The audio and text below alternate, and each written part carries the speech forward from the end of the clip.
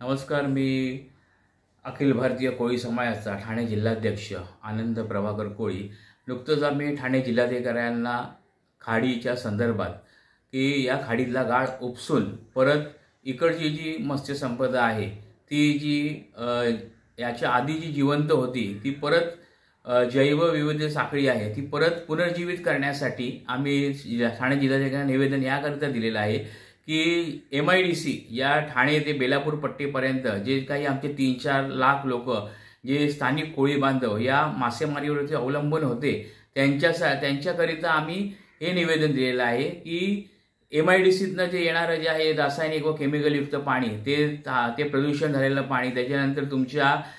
नाल्यातनं येणारं सांडपाणी आणि प्रदूषित पाणी हे सगळं बंद व्हावं आणि त्याच्यामुळे इकडची जी जैवविविधतेची साखळी आहे ती पुनर्जीवित होऊन इकडच्या स्थानिक 3 ते 4 लाख कोळी लोकांना परत मासेमारी ही परत पुनर्जीवित व्हावी व त्यांचा जैवविविधता साखळी वाढून परत इकडचा जो मासेमारीचा धंदा आहे याला सुगीचे दिवस यावे याच्यासाठी आम्ही ठाणे जिल्हाधिकाऱ्यांना निवेदन दिलेलं आहे। कोळी साहेब, मला एक सांगा की इथे आता जे म्हणजे नागरीकरण जास्ती वाढलेलं आहे, म्हणजे खाडीलगतच्या ज्या इमारती झालेल्या आहेत म्हणजे कॉन्क्रीटची जंगलं, त्याचा काय परिणाम झालेला आहे? त्याचा परिणाम असा झालेला आहे की इकडे जे अतिक्रमण जे झालेलं आहे त्याच्यावरती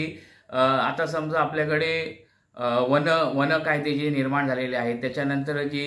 यांचं शासनाचंही त्याच्यावरती दुर्लक्ष झालेलं आहे की खाडीवरती भराव करून जे अतिक्रमण केलेलं आहे त्याच्यामुळे पुराचे जे पूर आहेत ना त्याच्यामुळे खाडीला जे भरती येते त्याच्यामुळे नागरी वस्तीमध्ये त्याचा पाण्याच्या पुराचा लोंढा वाढत चाललेला आहे आणि त्याच्यामुळे जी आपल्याला जसं या ठाणे शहराला आणि पुढे नवी मुंबईलाही या पुराचा धोका उत्पन्न होणार आहे। पण सर कोळी साहेब, मला एक सांगा, ह्याचा कोळी समाजावरती काय परिणाम होतोय? कोळी समाजावरती याच्या आधी समजा हे जी खाडी होती याच्यामुळे फक्त इकडचा स्थानिक हा जो कोळी बांधव होता इथे MIDC येण्या अगोदर आणि इकडे या ठाणे आणि नवी मुंबईचं शहरीकरण होण्या अगोदर इकडचा जो स्थानिक कोळी बांधव होता याचा